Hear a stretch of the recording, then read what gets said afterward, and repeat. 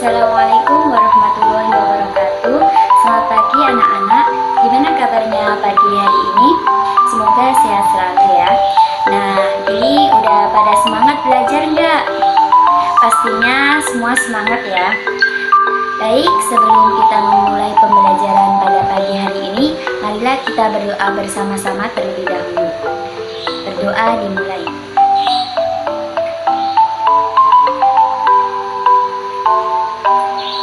Amin, amin ya robbal alamin. Selanjutnya kita akan belajar bahasa Indonesia mengenai menulis dan membaca puisi. Mari simak penjelasan berikut ini dengan baik agar dapat memahami isi dari penjelasan materi yang akan saya sampaikan. Baik, sebelumnya kita akan membahas dulu apa pengertian dari puisi. Puisi merupakan ragam sastra yang bahasanya terikat oleh irama, matra, rima, serta penyusunan larik dan bait. Puisi juga diartikan sebagai gubahan dalam bahasa yang bentuknya dipilih dan ditata secara cermat. Pendapat lain juga menyatakan puisi adalah karya sastra yang lebih mengutamakan keindahan kata-kata dalam bahasanya. Sedangkan menurut KBBI, puisi diartikan sebagai bahasa yang dibentuk dari rangkaian kata-kata untuk membangkitkan kesadaran orang akan pengalaman hidup. Puisi juga disebut sajak. Selanjutnya kita akan membahas tentang langkah-langkah menulis atau membuat puisi. Langkah-langkah menulis puisi ini terdapat 4 langkah. Yang pertama yaitu menentukan tema dan judul. Jadi langkah pertama adalah memilih satu tema yang diinginkan sebagai acuan dalam membuat puisi agar puisi yang kita buat menjadi lebih menarik. Maka dari itu, sebisa mungkin pilihlah tema yang benar-benar menarik. Setelah menentukan tema, langkah selanjutnya adalah menentukan judul yang berkaitan dengan tema. Langkah yang kedua yaitu menentukan kata kunci. Setelah menentukan tema, langkah dalam menulis puisi adalah menentukan kata kunci dan kemudian mengembangkan kata tersebut. Apabila sudah dirasa cukup untuk memulai membuat puisi, maka setelah itu mengembangkannya dalam sebuah kalimat atau larik puisi. Atau bisa juga dalam satu kata kunci kemudian dikembangkan menjadi satu bait. Langkah yang ketiga yaitu menggunakan gaya bahasa. Langkah menulis puisi yang ketiga yaitu menggunakan gaya bahasa. Yang dimaksudkan dalam langkah gaya bahasa ini yaitu menggunakan majas. Jadi kan ada beberapa majas, di situ kita juga harus menentukannya dalam langkah yang ketiga ini. Dan langkah yang terakhir atau yang keempat yaitu mengembangkan puisi seindah mungkin. Setelah melewati beberapa langkah di atas tadi, kemudian kita mengembangkan semua langkah di atas menjadi puisi yang indah. Menyusun kata-kata, larik-larik puisi menjadi bait, kemudian mengembangkannya menjadi satu puisi yang utuh dan bermakna. Namun perlu diingat bahwa puisi bukanlah sebuah artikel. Tulisan yang dibuat untuk puisi harus ringkas, padat, sekaligus indah. Pilihlah kata yang sesuai dan mewakili unsur keindahan sekaligus makna yang padat. Berikut tadi adalah penjelasan dari langkah-langkah pembuatan puisi. Selanjutnya saya akan menjelaskan juga tentang langkah-langkah membaca puisi. Setelah tadi menjelaskan langkah-langkah membuat puisi, sekarang juga akan dijelaskan langkah-langkah membaca puisi yang terdiri atas 7 langkah. Langkah yang pertama yaitu membaca dengan lafal dan intonasi yang jelas. Dalam membaca puisi juga terdapat artikulasi atau cara pengucapan suatu kata, kalimat yang dilakukan dengan jelas oleh mulut, yang artinya suara kita dalam membaca suatu puisi harus jelas. Misalnya dalam huruf-huruf vokal harus jelas sehingga puisi akan terdengar dengan baik. Sedangkan intonasi sendiri yaitu tinggi rendahnya nada pada kalimat yang memberikan penekanan pada kata-kata tertentu, seperti penekanan nada, penekanan dinamik, serta penekanan tempo yang tepat.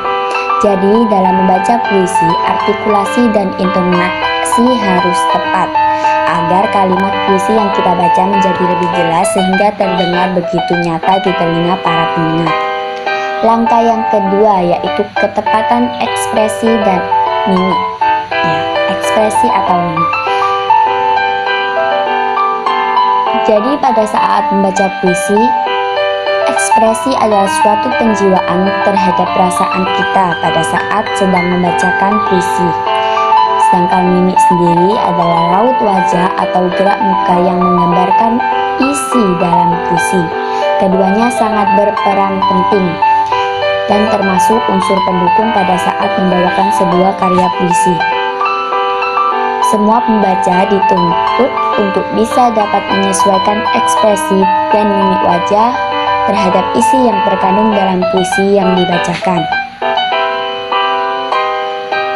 Langkah yang ketiga yaitu menggunakan gerak tubuh yang tepat. Gerak tubuh juga tidak kalah penting seperti ekspresi dan mimik wajah yang telah dibahas sebelumnya. Saat membaca puisi, gerak tubuh harus sesuai dengan irama, suasana pada saat membaca puisi. Langkah yang keempat yaitu menguasai arena panggung. Fungsi dari menguasai arena panggung sendiri ini yaitu guna menghilangkan terjadinya demam panggung. Jadi ketika sedang membaca puisi dan kita tidak dapat menguasai keadaan panggung, itu bisa menyebabkan lost control atau tidak bisa berkata-kata dan hanya bisa diam di depan umum. Jadi saat membaca puisi, kita juga diharuskan menguasai arena panggung. Dan agar bisa menguasai panggung dengan baik serta mengantisipasi terjadinya demam panggung, maka perlu yakin dan percaya diri bahwa kita akan berhasil dalam membacakan puisi dengan baik dan benar. Kemudian langkah yang kelima yaitu kelancaran dan kecepatan. Dalam membaca puisi, kelancaran dan kecepatan sangat berpengaruh dalam pendengaran pada saat menikmati puisi yang dibawakan oleh pembaca. Kedua hal ini harus benar-benar dipelajari dan dicermati dengan baik agar pendengar dapat menikmati puisi yang didengar. Kelancaran dalam membaca puisi tidak lepas dari latihan, karena hanya dengan latihan Anda bisa mendapatkan kelancaran dengan baik. Selain kelancaran, kecepatan juga harus diperhatikan pada saat membaca puisi. Apabila kecepatan membaca puisi secara terburu-buru, maka pendengar akan sulit memahami isi puisi. Dan jika terlalu lambat juga akan membuat pendengar malas serta jenuh. Maka dari itu, memperhatikan kelancaran dan kecepatan dalam membaca puisi sangat diperlukan. Langkah yang keenam yaitu mengatur pernapasan. Dalam membaca puisi juga diperlukan mengatur nafas agar nafas kita bisa dengan baik. Jadi cara Anda mengatur nafas panjang, pendek, dan datar pada saat membaca puisi itu harus diatur. Sehingga ketika sudah dapat mengatur pernafasan dengan baik, maka vokal yang keluar atau suara yang keluar akan terdengar jelas. Selain itu, pernafasan juga digunakan untuk situasi dalam isi yang terkandung dalam puisi. Seperti ketika isi kandungan dalam puisi bercerita tentang kesedihan, maka di situ nafas harus terdengar terengah-engah. Jadi di sini pernafasan digunakan sesuai dengan puisi yang akan dibacakan. Dan langkah yang ketujuh yaitu memahami makna puisi. Yang terakhir adalah memahami makna puisi ini, yaitu bertujuan untuk agar ketika membaca itu bisa lebih baik karena sudah memahami isinya. Jadi memahami makna puisi itu sangat diperlukan, karena walaupun menguasai ekspresi, mimik, vokal, artikulasi, dan intonasi yang baik, tetapi jika tidak memahami makna dari puisi itu sendiri, maka belum bisa dikatakan sempurna dalam membaca puisi. Jadi, untuk mendapatkan cara membaca puisi yang baik, kita juga harus memahami makna puisi. Demikian 7 langkah-langkah dalam membaca puisi yang baik dan benar yang bisa kita praktekkan dalam membaca puisi. Baik, itu tadi penjelasan dari saya mengenai cara menulis dan membaca puisi.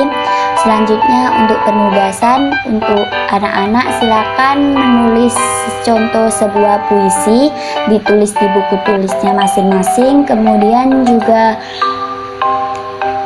mempraktekkan dalam membaca puisi dan di video, kemudian dikumpulkan pada tempat pengumpulan tugas yang telah ditentukan.